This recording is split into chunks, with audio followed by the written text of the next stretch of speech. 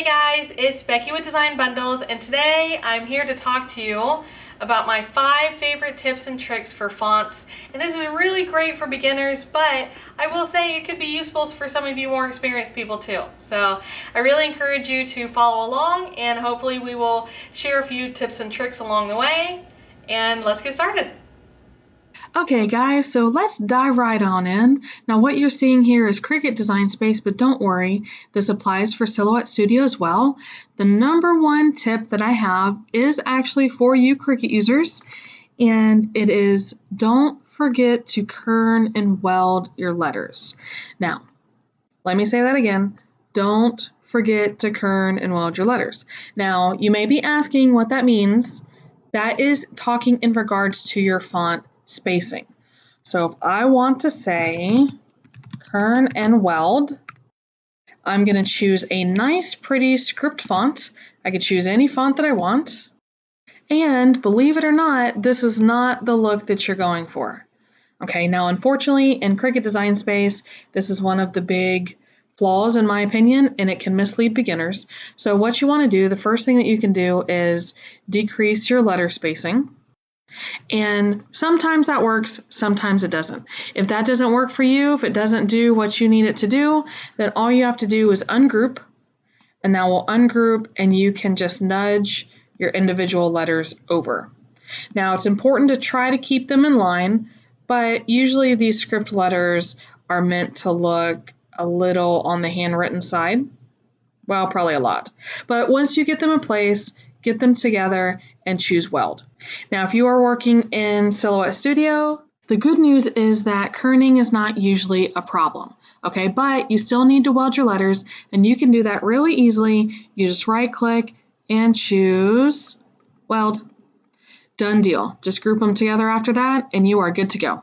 Now, my second tip of the day is going to be when you need to pick out a font, especially fonts on your computer, use wordmark.it. Wordmark.it is a really useful website, and I can just type in the word that I want to use, click enter, and it will show me a preview of whatever I've typed in and all the fonts that are now available on my computer.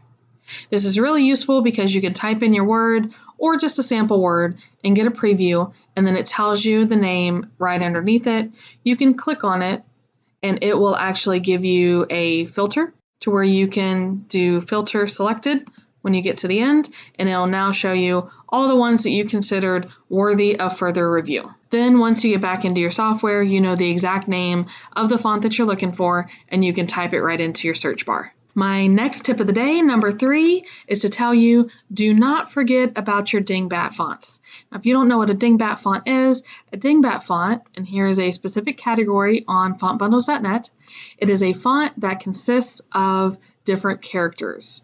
Now, I don't mean characters like a curlicue, I mean characters that you can use to turn into cute little cut files or accessories to cut files. So make sure you give these a browse, because a lot of times they are the cutest hand-doodle little things, and they really go a long way. Once you install these, you can use your glyphs, or you can simply type out your alphabet to see the preview of all the little characters that come along with that Dingbat font. Okay, so speaking of glyphs, that is tip number 4. Definitely learn and explore how to use the glyphs that come with your fonts. Now, you may be asking what glyphs are. Glyphs are the special characters that some fonts come with.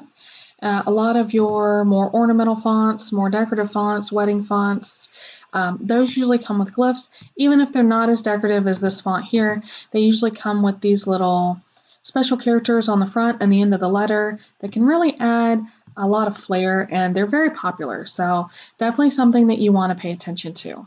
So make a note of this. If you're on a PC, you're going to want to learn to use your character map. And if you are on a Mac, then you are going to want to look for your font book. Now, of course, naturally, we have videos on how to use glyphs, especially in Silhouette Studio. And if you're a Silhouette user, there are a few cheats that you can use in particular. But don't worry, Cricut people, your character map is not going to let you down, and you can use glyphs just like the next person. So do not miss out on those added characters by not knowing how to use them or where to locate them. And last but definitely not least, my fifth and probably most important little kernel of wisdom to pass on to you is please, please, please organize your fonts. Now, this may not seem like a big deal, but especially if you're a beginner, the sooner you do this, the better. Now, the font management software I use is a free edition of MainType 10.0. So what you get with a font management software is you have the ability to preview your fonts. You can also sort them out based on different categories. You can sort them out based on designers. And for those of you that are not a fan of the character map, this is also another answer for you. But I'm sorry, Mac users, unfortunately the software is not available. But don't worry, we are looking for a Mac solution for you. So, I mean, it's a quick and easy video, but hopefully we really bestowed some knowledge out there to help you along your crafting journey. So if you have any questions or comments about anything that we covered, make sure you leave them in the comments below. I am going to link you to a few of the tutorials that we mentioned to maybe, give you a little nudge in the right direction. But of course, make sure you subscribe to the channel because we always have really good tutorials, really fun tutorials planned for you. So I really appreciate you watching, and we will see you again next time.